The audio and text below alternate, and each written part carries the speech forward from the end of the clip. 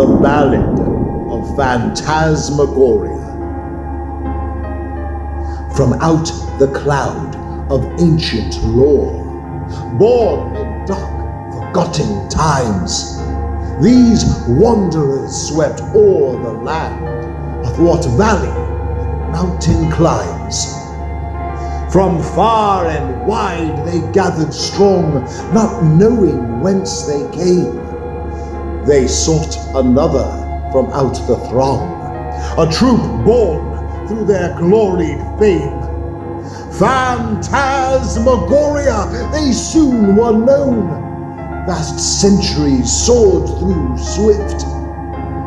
Within each nation their seed was grown. The stories were their gift. The tales they told brought fear to all, conjuring beasts from hell-born doom. The fates and muses whose sound their call brought life to the weaver's loom. Until the day when worlds are torn and demons gather nigh. For of the stories they are born, and of the stories they shall die. They shall die. They call to us. The stories, they call us. They need us. It's time. Our time. Time for us yet again. Their time. I can smell them. Smell them. Are they ready? Never. I can see them. See them. I can taste them. Taste them. Come one, come all. Ladies and gentlemen, Ladies and gentlemen. boys and girls, Boys and girls. and all the diverse spirits Spirits. that have followed us down through the centuries. We are Phantasmagoria. And tonight, we dare you to enter into this world with us, our wicked little family of players that surround the globe, to be amazed, to be mystified, to be terrified, Terrified. to be amused, Amused. seduced, Seduced. and horrified. Horrified. In your darkest dreams, in your waking moments of fear, alone in the silence of blackness, we are there. We invite you, our friends, our family, to take this journey with our immortal band of players that come to you both near and far, and time immemorial, to join with you tonight.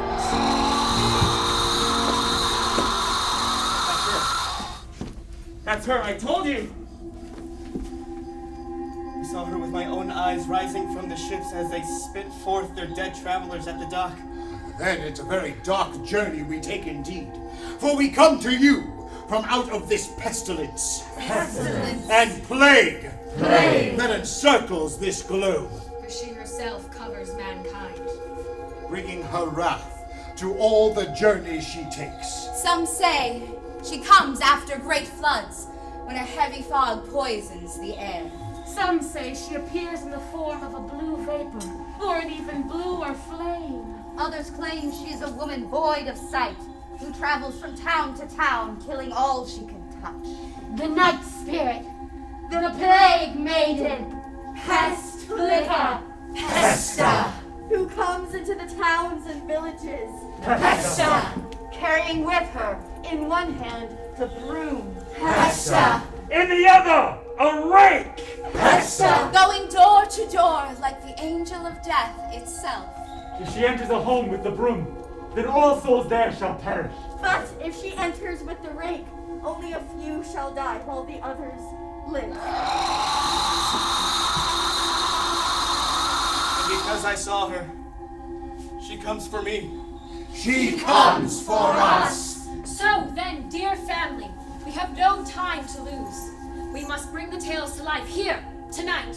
Then go forth from this place and spread out on a journey across the globe. To warn, to soothe, to share the stories, and keep them alive. For not even this pestilence can stop the tales from being told.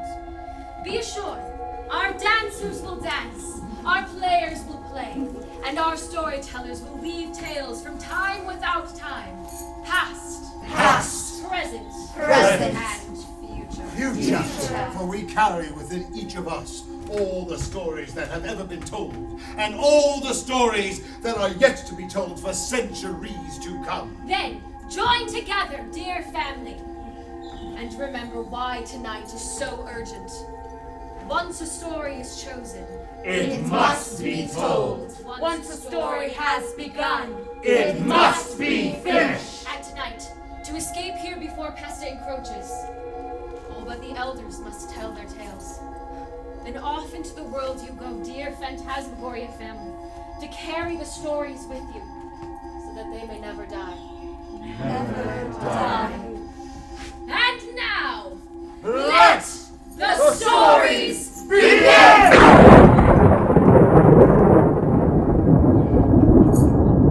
And what a truly great way to begin. The story calls its tellers Johanna, Mercury, and myself. A work first published in the weekly paper, Flag of Our Union, March 17th, 1849. Hop Frog, By Edgar Allan Poe. At the date of our narrative, jesters had not altogether gone out of fashion at court.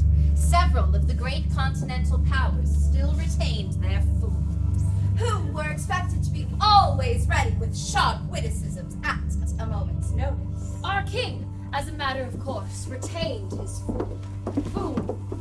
But the fact of the matter is, he required something in the way of folly, if only to counterbalance the heavy wisdom of his ministers. Not to mention himself, they all took after the king in being oily, as well as inimitable jokers. The fool, or professional jester, was not only a fool, however, and his value was trebled in the eyes of our king by also being a misshapen troll. Misshapen troll. Many monarchs would have found it difficult to get through their days. Days are rather longer at court than elsewhere. Without both a jester to laugh with and a malformed troll to laugh at. In Hop Frog, for this was the fool's name, he possessed a triplicate treasure in one person. The name Hop Frog was conferred upon him on account of his inability to walk as other men do. In fact, Hop Frog could only get along by a sort of interjectional gait, a movement that afforded illimitable amusement to the king. The prodigious muscular power that nature bestowed upon his arm allowed him to perform feats of wondrous dexterity, where there was anything to climb.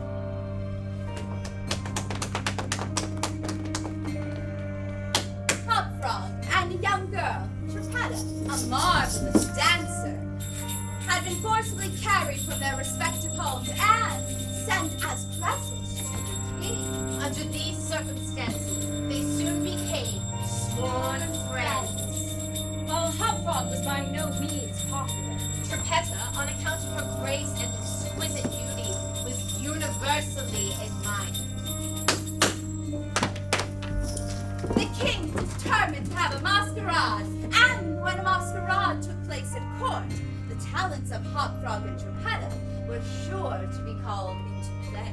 Hop Frog was inventive in the way of suggesting novel characters and arranging costumes. It seemed that nothing could be done without his assistance. The night appointed for the fete had arrived. A gorgeous hall had been fitted up under Tripetta's eye with every kind of device which could possibly give style to a masquerade.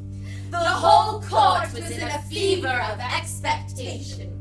As for costumes and characters, many had decided a week or even a month in advance. Except in the case of the king and his ministers. At all events, time flew, and as a last resort, they sent for Tripetta and Hop Frog. They obeyed the summons of the king and found him sitting at his wine with members of his cabinet council. But the monarch appeared to be in a very ill humor. He knew that Hop Frog was not fond of wine, for it excited the poor grotesque almost to madness. But the king took pleasure in forcing Hop Frog to drink and, As the king called it, marry. Come, Hop Frog. Swallow this bumper to the health of your absent friends, and then give us the benefit of your invention. We want characters! Characters, Jester! Something novel out of the way. Come, drink! Drink! The wine will brighten your wits. See what a good glass of wine can do. Why, your eyes are shining already. The effects of the wine on his excitable brain were instantaneous. And now to business. Business. Yes, we stand in need of characters. All of us. Come, come! Have you nothing to suggest? I am endeavoring to think of something novel. Endeavoring! Endeavoring. Endeavoring? Now what on earth do you mean by that? Drink this. Drink, I say, or burn the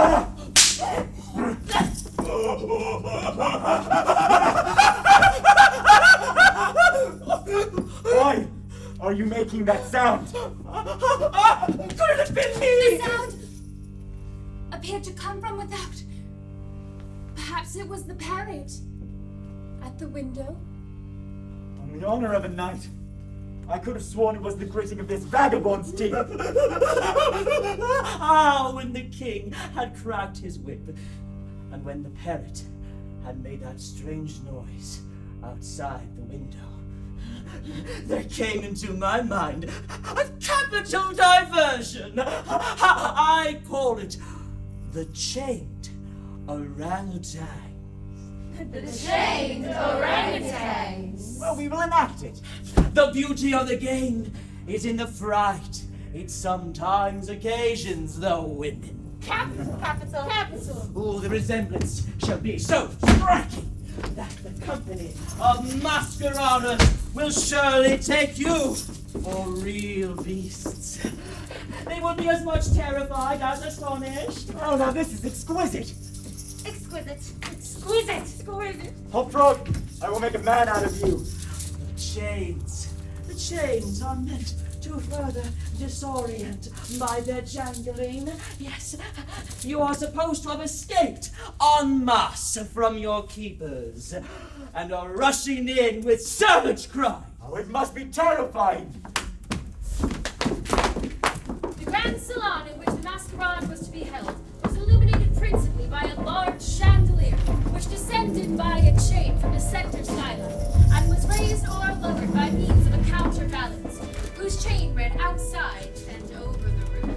At Hop Frog's suggestion on this occasion, the chandelier was removed. The hideous orangutans waited patiently into the midnight, When the room was thoroughly filled with masqueraders. before making their appearance. No sooner had the clock ceased striking, however, than they rushed in all together. The excitement among the masqueraders was prodigious and filled the heart of the king with glee. Many of the women swooned with affright. While the tumult was at its height, the chain by which the chandelier ordinarily hung began very gradually to descend. The king and his friends found themselves at length in the center of the room and in direct contact with the chain. Hop Frog inserted the hook, and by some unseeable force, the chandelier chain was drawn so far upward as to pull the orangutans together.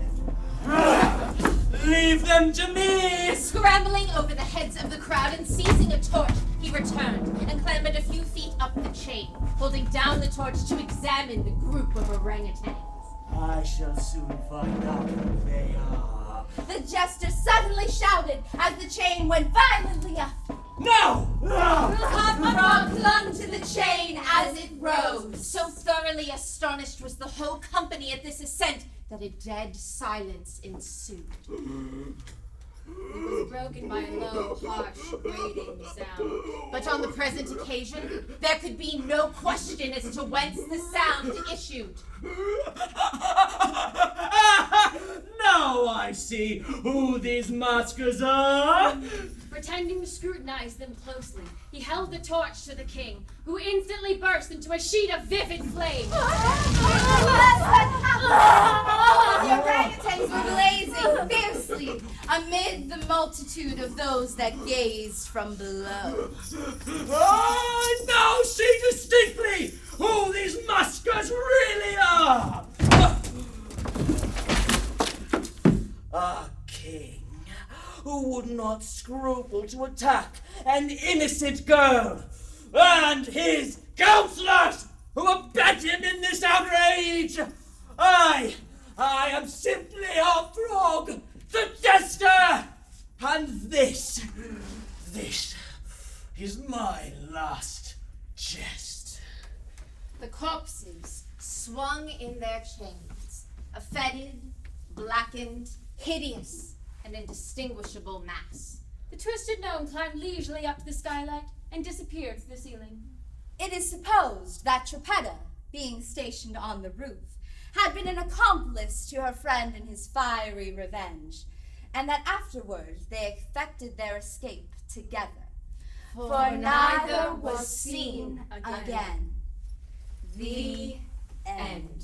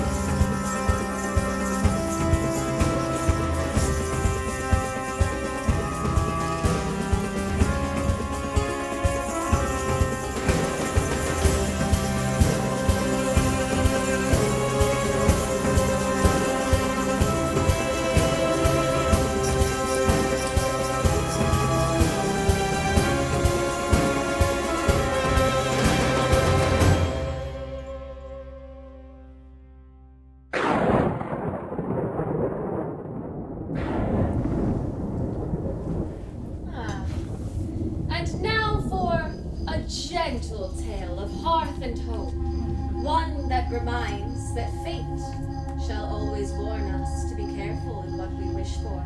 If only we would listen.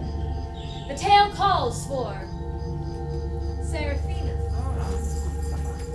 Elspeth, Wick, Savael, and Percival. Without, the night was cold and wet, but inside the small parlor, the blinds were tightly drawn, and the fire burned brightly. Father and son were at chess.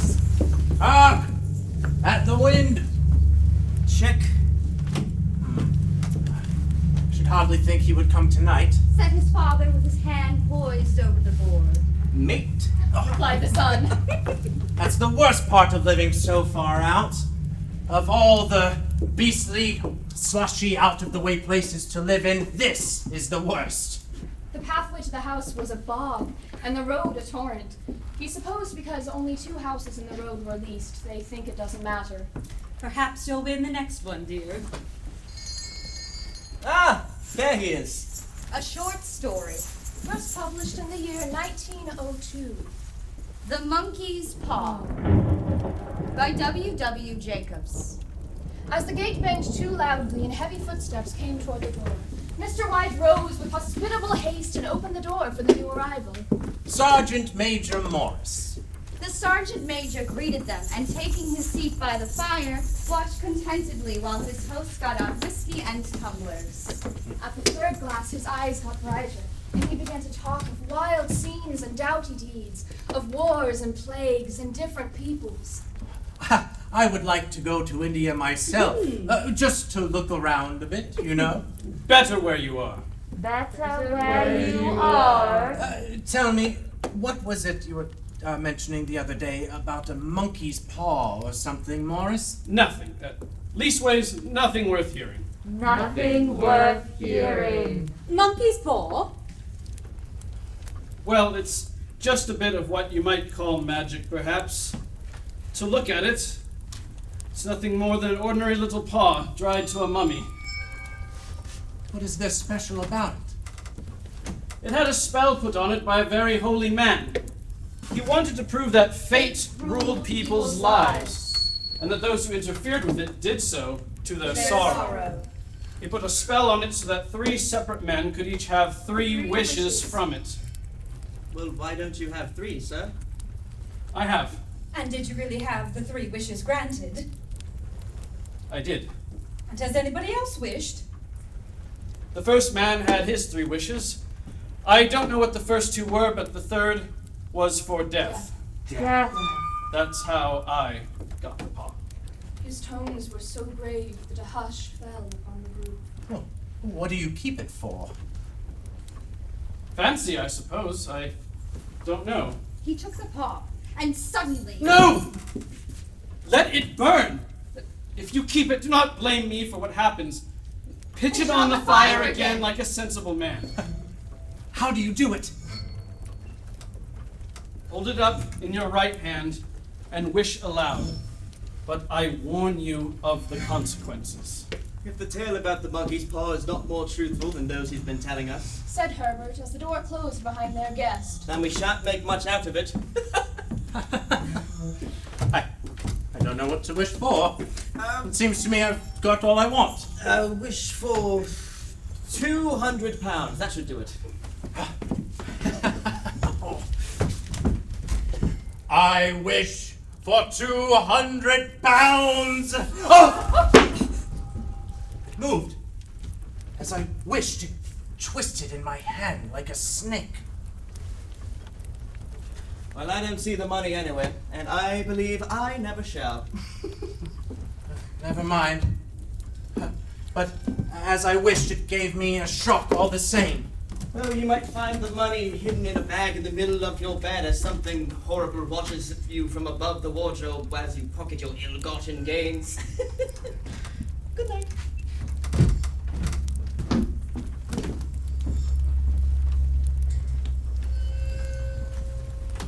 Mr. White sat alone in the darkness, gazing at the dying fire and seeing faces in it. The last face was so horrible and so simian that he gazed at it in amazement. He took the paw in his hand, and with a little shiver, he wiped his hand on his coat and went up to bed. In the brightness of the wintry sun the next morning, as it streamed over the breakfast room table, they laughed at their fears, and the dirty, shriveled little paw was pitched on the sideboard with a carelessness which betokened no great belief in its virtues.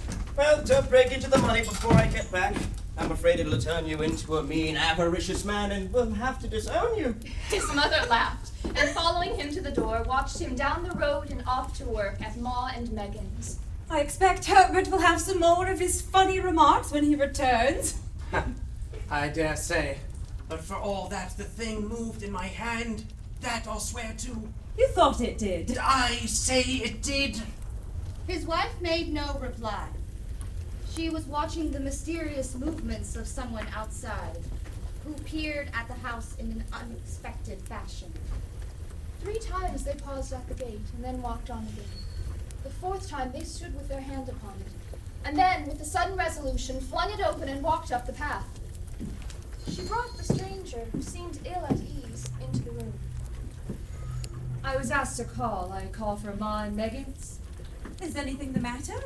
Has anything happened to Herbert? Oh, you've not brought bad news, I'm sure. I'm sorry to say. Is he hurt? Badly hurt. But he is not in any pain. Oh, thank God, thank... She broke off suddenly, as the sinister meaning of the assurance dawned upon her. He was caught in the machinery. Caught in the machinery? He was our only... The firm wished me to convey their sincere sympathy with you in your great loss. In consideration of your son's services, they wish to present you with a certain sum as compensation. How much? £200.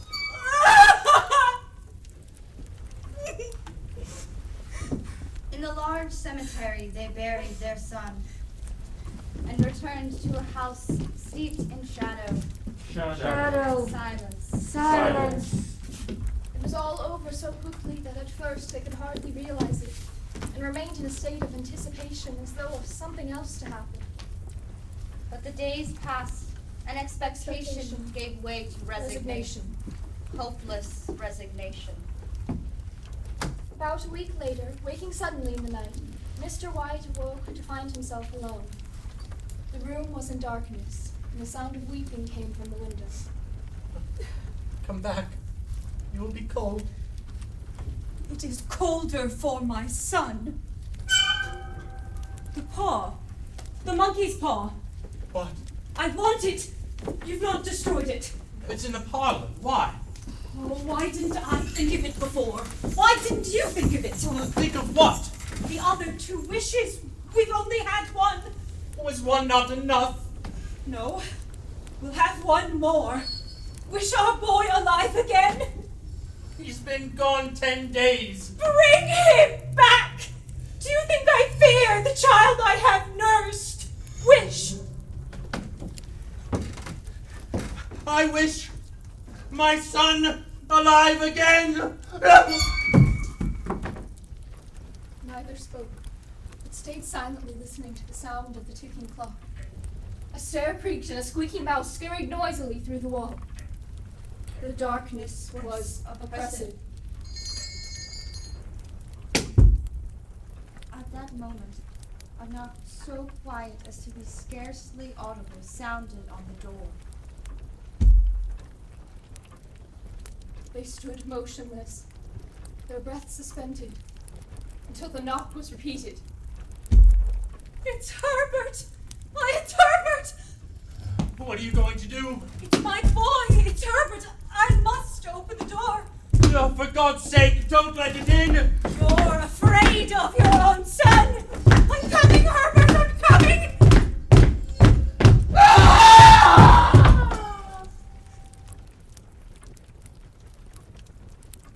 Herbert!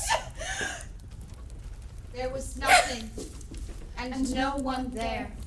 No one there. The end.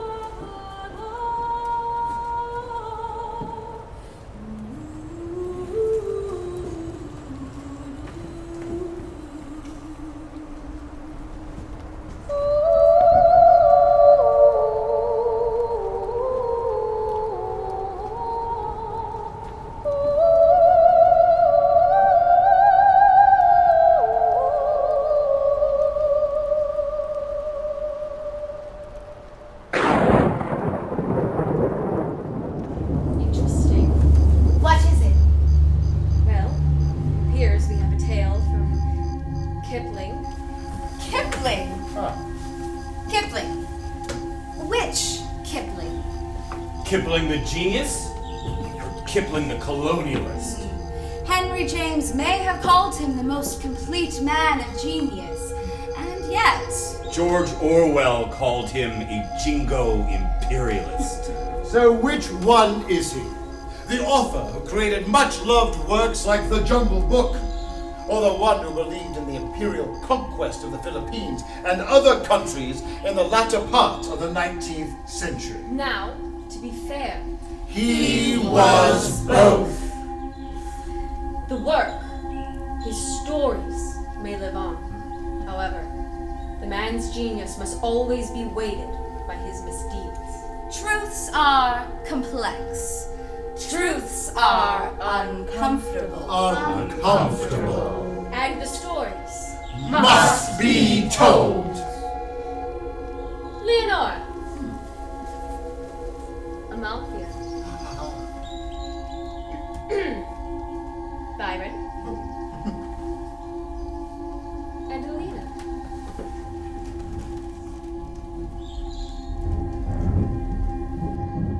They.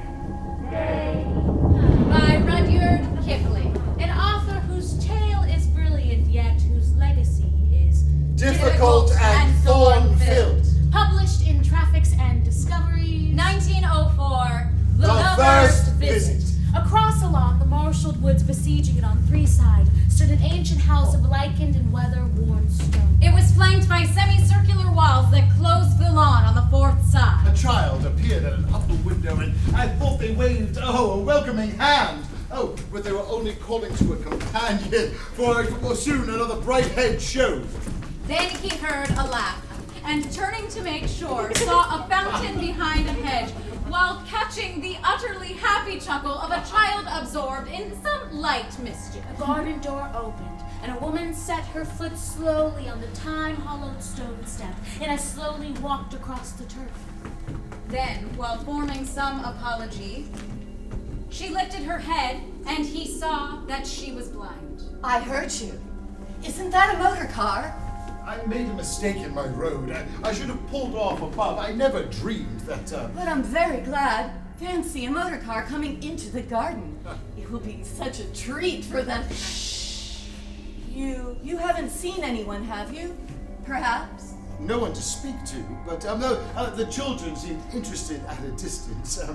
I saw a few at the window, and I thought I heard a little chap wandering the grounds. Lucky you! I hear them, of course, but that's all. You've seen them. And heard them? Yes, and I know children. One of them is having a beautiful time at the fountain yonder. You're fond of children. He gave her one or two reasons why he didn't altogether hate them. Then you won't think it foolish if I ask you to take your car through the gardens. I'm sure they'd like to see it. He turned his car in on the broad stone path where the fountain basin lay. May I come too? They'll like it better if they see me. She felt her way lightly to the front of the car, and with one foot on the step, she called. Children, look and see what's going to happen. He was not surprised to hear an answering shout behind the youth. It must have been the child by the fountain, but he fled at their approach, leaving behind a little toy boat in the water. Oh, I saw his bright shirt at a glance. They drove the length of the walk, and at her request, back again. This time the child got the better of his panic and stood far off and doubting. The little fellow is watching. I wonder if he'd like a ride. They're very shy, but lucky you to be able to see them. He stopped the car at once. Perhaps they're just shy of the motor, though the ones at the window seem tremendously interested. Yes. I daren't think what the place would be without them. Is it beautiful? It's the most beautiful place I think I've ever seen.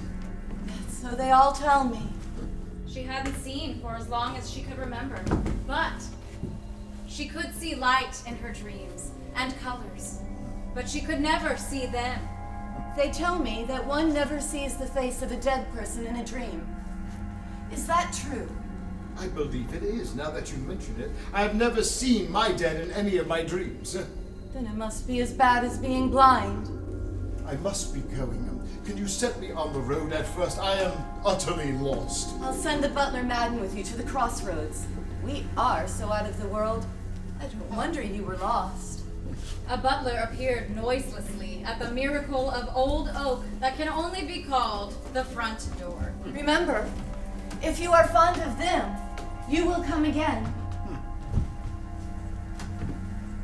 The butler in the car said nothing till they were nearly at the end of the lodge gates, where, catching a glimpse of the shrub in the shrubbery, he swerved amply lest the devil should drag him into child murder. Why did you do that, sir? The child yonder. Young gentleman. Yes, he does run around a bit. Did you see him by the fountain? Several times. Yes, well, sir, here are the crossroads. You can't miss your way from now on. Thank you, sir. Once beyond the signposts at the crossroads, he turned and looked back. But the hills had interlaced so jealously, he could not remember where the house had lain. The second visit. A month or so later, he went again. Or it may have been that his car took the road of its own volition. It came out at the crossroads where the butler had left him. And further along, he developed engine trouble, which forced him to turn onto a grass way that cut into a hazel wood. He made a mighty serious business of the repairs, and knew that the children would not be too far off. I heard the tread of small, cautious feet stealing through the dead leaves. Children? Oh, children, where are you? Is that you? From the other side of the county?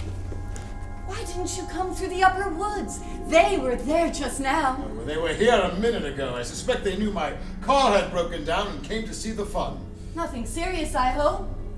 How do cars break down? 50 different ways, only mine has found the 51st. Why are they so shy? They heard behind them a low murmur which was broken suddenly by the squeaking giggles of childhood. How many are there? I don't quite know. Sometimes more, sometimes less. They come and stay with me because I love them, you see. I haven't any of my own. I never married. They laughed at her sometimes about them. It hurts when one can't see. Never laugh at me, nor at them. Oh, goodness, no. You wouldn't laugh at children, but I thought perhaps you might laugh about them. He made no sound, but she knew. You don't understand. The children huddled behind a bramble bush. Their fingers were on their lips. They too held some child's tremendous secret. I'm afraid I don't understand. Not yet, anyway. Perhaps if you will let me come back. You will come again. You will surely come again and walk in the wood. Oh, perhaps the children will know me well enough then and let me play with them as a favor. It isn't a matter of favor, but of right. Then, while he wondered what she meant, a disheveled woman plunged round the bend of the road, wailing in agony as she ran. The woman literally groveled in the dust. Her grandchild was sick to death, the child's mother at her wit's end. Where's the next nearest doctor? Madden will tell you. Go round to the house and take him with you. A quarter of an hour at illegal speeds found them a doctor 5 miles away. Within the half hour, they had him there. Useful thing, these cars. If I had had one when mine took sick, she wouldn't have died. How? Croup. Mrs. Madden was away. No one knew what to do. This car did save her. She'd be coming on 10 by now. I'm sorry. Doctor says this child is unaccountable bad. I reckon it will come his mother's turn to walk in the wood next week along with me. What does that mean? Walk in the wood? It must be some saying they use hereabouts. He went home in the dusk, wearied out, to dream of the steps of shy children in the woods. The third visit. He'd intended to return in a day or two, but it pleased fate to hold him from that side of the county in many pretexts, until the elder wild rose had fruited. 2 months and 4 days later, he set the car for the third time on that known road. He made bold to inquire, and found that the child had died 2 days after. How's the mother? She's walking in the woods now. He waited in a still nut-brown hall, pleasant with late flowers and warmed by a delicious wood fire. Is that you? been a long time before you had to come here again. Oh, it's lovelier inside than it was out. Yes, it must be beautiful. Would you like to go over it? He followed up the staircase to the gallery, whence opened and then fluted Elizabethan doors. Where are the children? I haven't seen them today. This is one of their rooms. Everything ready, you see. There were little low tables and children's chairs. A doll's house faced a great dappled rocking horse. A toy gun lay in the corner beside a gilt wooden cannon. Well, surely they've only just gone. In the failing light, a door creaked cautiously, and he heard the sound of feet, quick feet through a room beyond. I heard that. Children! Oh, children, where are you? They hurried from room to oak-floored room. He got one or two joyous chuckles of evasion, but they returned to the gallery, empty-handed. I looked down a hall that was lighted only by the dull light of the fire, and there, deep in the shadows, I saw them at last. Oh, they thought themselves perfectly hidden. I pretended not to notice. They lay close in a little huddle, no more than shadows, except when a quick flame betrayed an outline. And now we'll have some tea. Firelight's quite pleasant, I think. He was ready to surprise or be surprised, and bent forward to play with the fire. I wonder if the children will come out for me. He slid his low chair back and reached behind. Oh, when my hand was taken and turned by the soft hands of a child. So at last, he had triumphed. Soon he would turn and acquaint himself with those quick-footed wanderers. He felt a little brush and kiss fall in the center of his palm. Then he knew. And it was as if he had known from the first day when he looked across the lawn to the high window. Now, you understand. Yes, I understand now. Dead. Dead. Dead. Dead. I only hear them. I have no right, no other right. I have neither born nor lost. Neither born nor lost. His soul was torn open from within. They came because I loved them. Because I needed them. I must have made them come. Was that wrong? Think you? No. She used to so hate empty rooms when she was little. Then they came. We came. I heard them, but I didn't know that they were not mine by right. Mrs. Madden told her. One of them I heard, but she saw. She knew her child. Our child. You must bear or lose. There is no other way, and yet they love me. They must. Don't they? Don't we? You think it is wrong then? No, not for you. 1,000 times no. For you it is right. For me, it would be wrong. Only for me. I see. Do you remember? I called you lucky once, at first. You who must never come here again. Never come here again. She left him to sit a little longer by the fire. As he listened to the sound of footsteps quietly die out along the gallery. The end.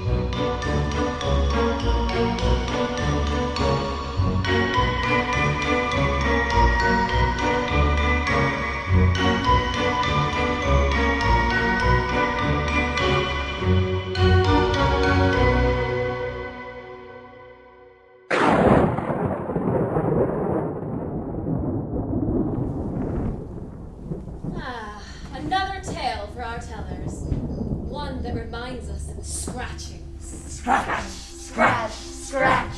Are not always quieted by our gently sought petition. Macabre, she's coming closer. For me. For us. I shall voice this one myself. Mercury. And Bosch.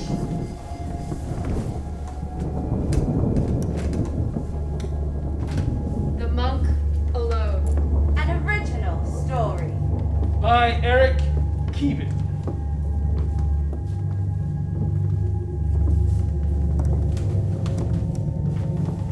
Brother Macaulay of the Augustinian Order had been newly accepted to the Monastery of Good Hope. In fact, he had only been living there a week when he heard the scratch, scratch, scratch, Scratch, scratch, scratch. of fingernails upon the wooden door to the prayer room. Apprehensively, But with square shoulders and resolve in his heart, Brother Macaulay reached forward and drew back the heavy wooden door. with a creak, the door pulled back to reveal nothing. There was nothing and no one on the other side of the door. Only the empty prayer room cast deep in the shadows of the growing dusk. Hello? Hello. He was greeted by only silence. He ventured to ask one of the other brothers, Brother William, Who had lived at the monastery for several years already. about the door to the prayer room. The monastery is old. Of course there will be strange noises. Could not the building be settling? Or perhaps a draft could slide through a gap in the old stone walls. If the sounds of our old building bother you, perhaps the order is not right for you. No, of course not. It doesn't bother me. I was just curious. And that was the last time Brother Macaulay spoke of it to any of the members of the order, for fear of them questioning his commitment to his faith, His God. And my duty.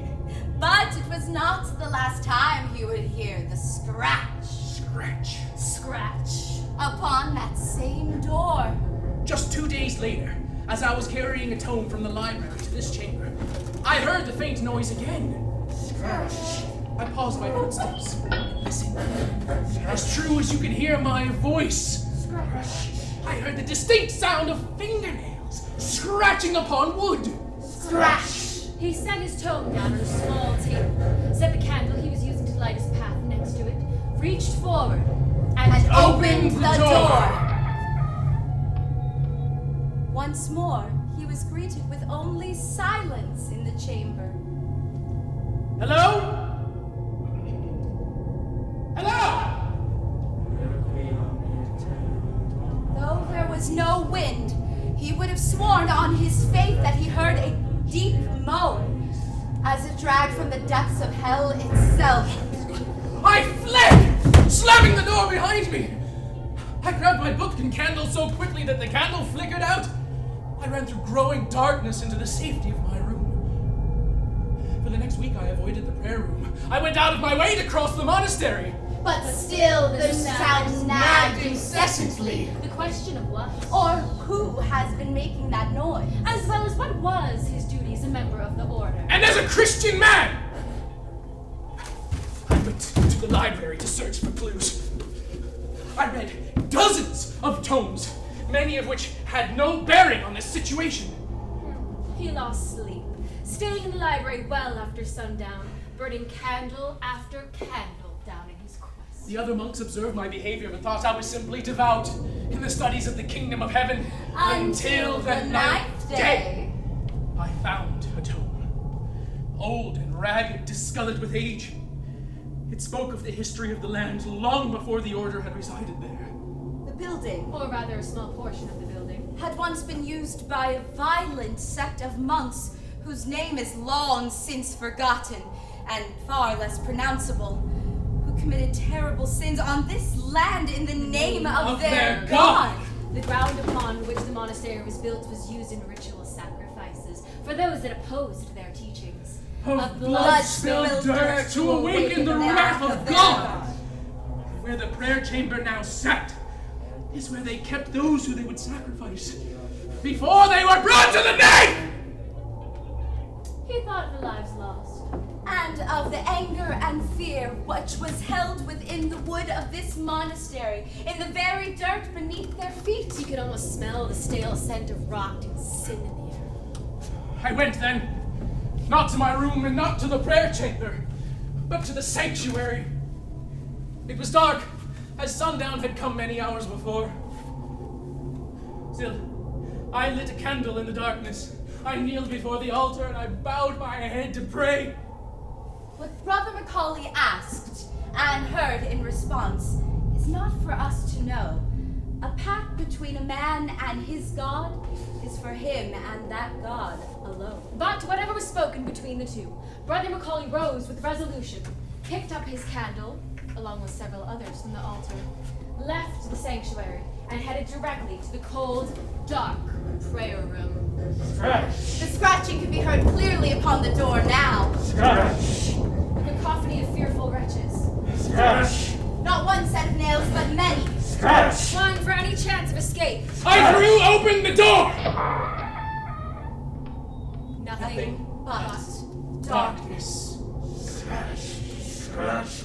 But he could hear the low, lost moans floating through the air, wails of the damned themselves. I closed the door behind me, and instantly the scratching began anew, as if the memory of those long dead fingernails was only held by the door closed fast. I strode to the center of the room.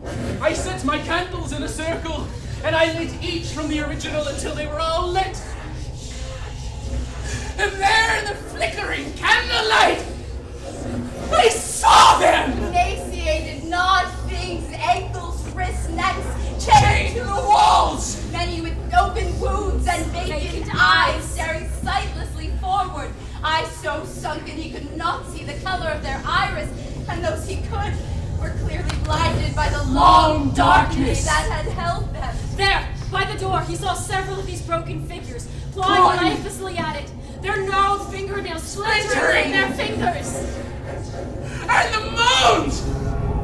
The moans were almost too much to bear!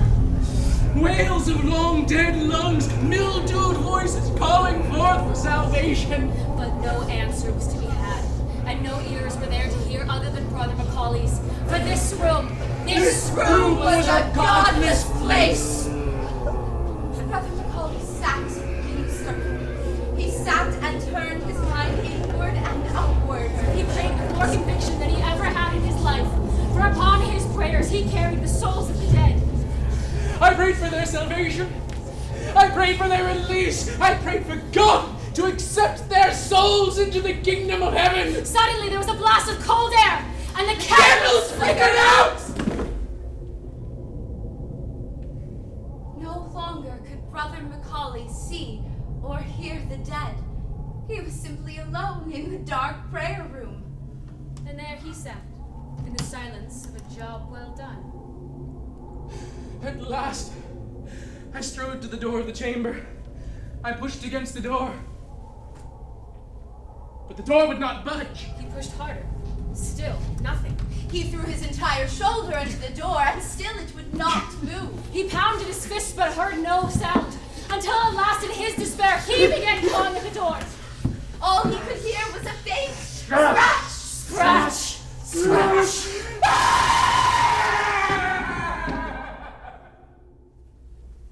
The official report is that Brother Macaulay died of natural causes, as there was no evidence to the contrary. His heart simply stopped, as hearts sometimes do. No one knew why he was in the empty prayer room, surrounded by candles. Which had all melted by morning when he was found. But no one knew why his fingernails were curled back and broken. All they know is that he was buried outside of the monastery, in a small graveyard under a stone bearing only his name and Psalm 23:6. And I shall dwell in the house of the Lord forever. Scratch, scratch, scratch. The end.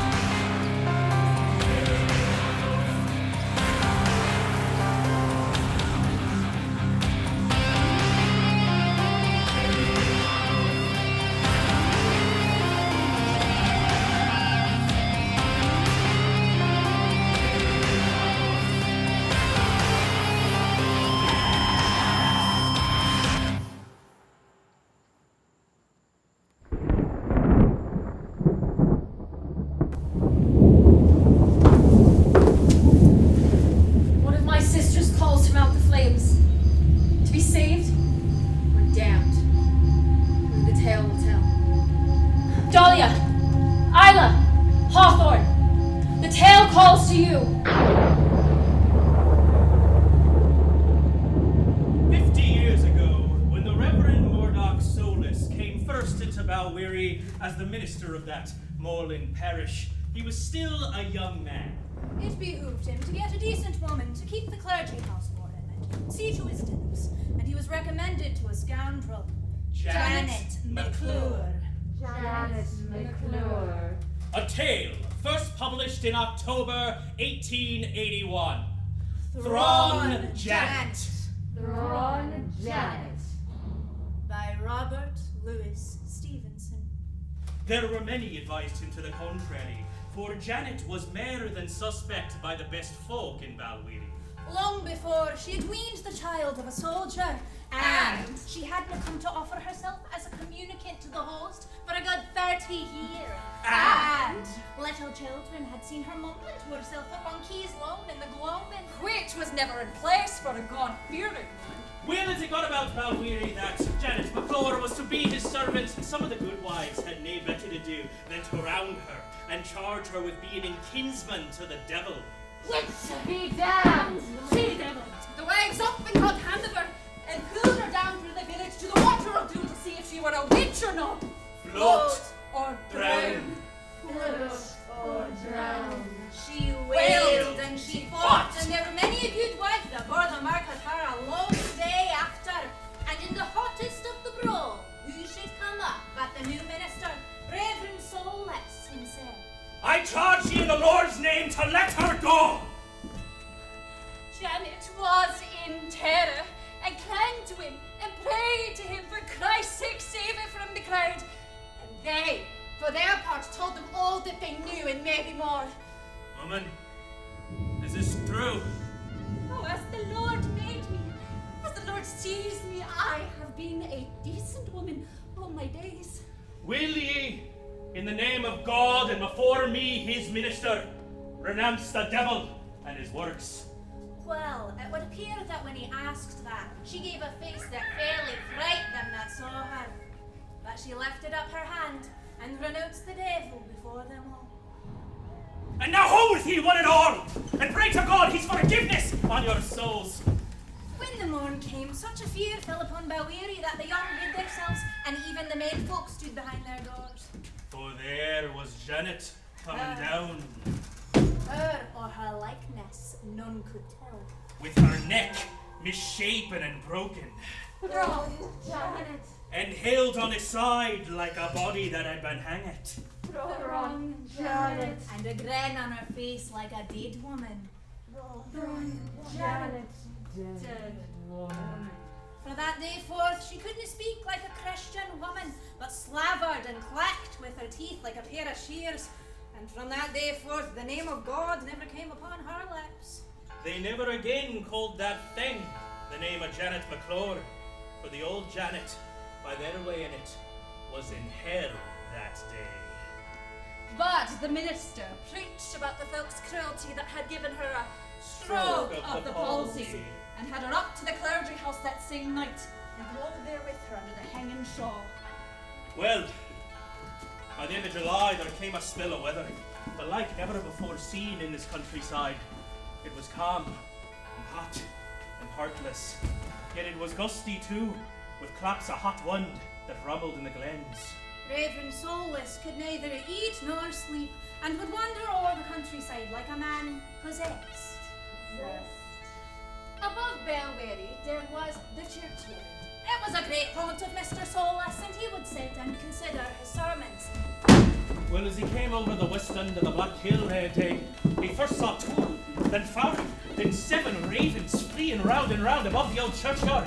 Oh, they squawked together as they flew, and it was clear to Mr. Solus that something had put them from their ordinary place. What should he find there? But a man. Or the appearance of a man. Sitting on the inside upon a grave. He was a man of great stature, and nightmarish as hell, and his eyen were singular to see. Mr. Solus took a kind of cold shiver in the marrow of his bones, but up he spake. My friend, are you a stranger in this place? The man answered never a word, but got upon his feet and ran for the gate on the far side.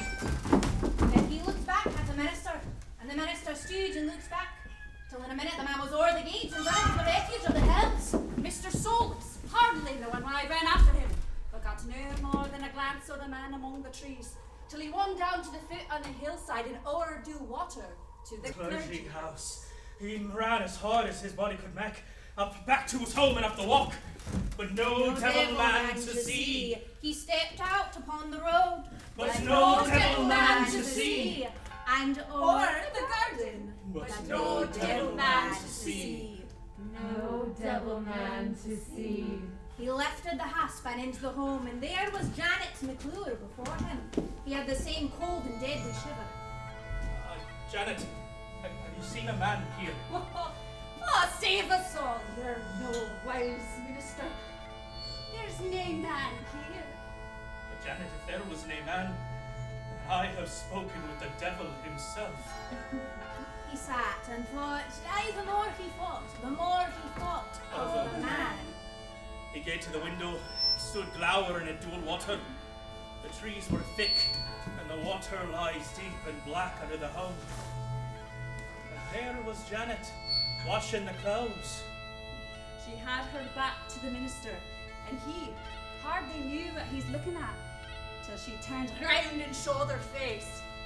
Mr. Solus had the same cold shudder as before, and it was borne in upon him what folk had said, that Janet was dead long since, and this was a phantom in her clay cold flesh. Clay cold flesh. She was crooning to herself, and oh God guide us, but it was a fearsome face. It was no man born a woman that could tell the words she sang, and while she looked sidelong down, there was nothing there for her to be looking at. The sun gaed down. There was no star, no breath of wind. You couldn't see your hand afore your face. He sat up on the bedside. Just at that moment, in Janet's room, which was next to his, there came a stamp of feet as 'twere fighting. And then a loud bang. And then a wind go rustling through the four quarters of the house. And then all was once more as silent as the grave. But Mr. Solus feared neither man nor devil. He got his tinder box and lit a candle. He took 3 steps towards Janet's door and pushed it open and peered boldly in. It was a big room, as big as a minister's arm, but nay, Janet could Mr. Solus see. There was nothing to be heard and nothing to be seen, except the shadows roaming round the kennel. And then, at once, the minister's heart stood stock still. A cold wind blew among the hairs on his head. What a weary sight that was for the poor man's eye. For there was Janet, hanging from a nail beside the old oak cabinet. Her head lay on her shoulder, her eyes fixed, a tongue projected from her mouth. Oh, God forgive us all! Poor Janet's dead! He turned and gored his ways from out the room, locked the door behind him, and down the stairs. A foot gaed to and fro from where the corpse were hanging. The door was open and there was a step upon the landing. And the corpse was looking over the rail and down upon him. He goed straight out of the house at the far end of the causeway. It was murder at the pit. And yon unholy footstep came plodding through the stairs inside the clergy priest. Oh Lord, protect me this night against the powers of evil. Then the foot was coming through the passage for the door. The trees tossed and groaned together. Alongside came o'er the hills. There stood the corpse of Thrawn Janet, with the head still upon the shoulder, and the grin still upon the face. That thing began to move again and came slowly toward where he stood under the trees. I'd made a sign with the left hand. There came a clap of wind. The willows screamed like folk, and Mr. Solus knew that live or die, this was the end of it. Witch, beldam, devil, by the power of God be gone, whether dead to the grave or damned to hell! And at that moment, the Lord's hand from out the heavens struck the horror where it stood, the old dead death desecrated corpse of the witch wife blazed up, and like a brimstone spark fell in ashes to the ground. That same morning, many saw the devil pass the villages, from Knockdow to Kilmacurley. There was little doubt that it was him that dwelled so long in Janet's body. But he was away at last. The devil again has never worried us in Balwearie. And from that hour to this, Reverend Soulless was the man you see this day. The end.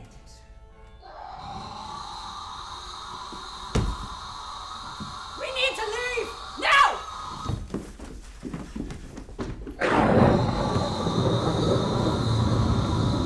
She's coming! She is here! The others have gone to all quarters of the globe. We need to get out of here now! Too late. Don't bring her in! Don't get near her! She is herself contagion. The infection that afflicts the world itself! The rot from within! And from without! Fever, sickness, infection, the Black Death! On yourselves! Swords, now! He is mine! No! He is ours!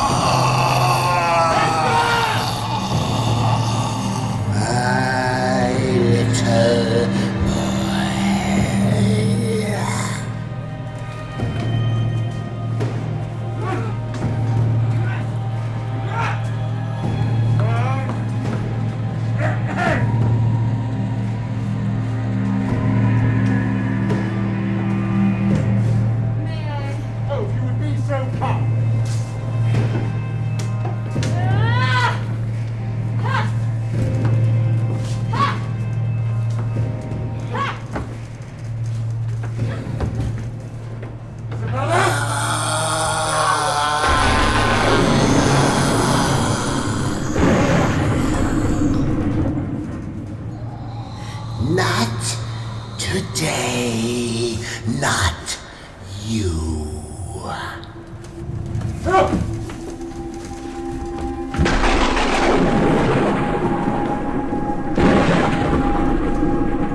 She's gone. No, much worse. She's been released out into the world. The Black Death. So must we. And now, our friends, our family, our time with you has come to an end. For now. For now. The stories, they Call to us. The stories, they Need us. And Phantasmagoria shall carry these stories with us, always. For they are the lifeblood of humanity. And its hope. Hope.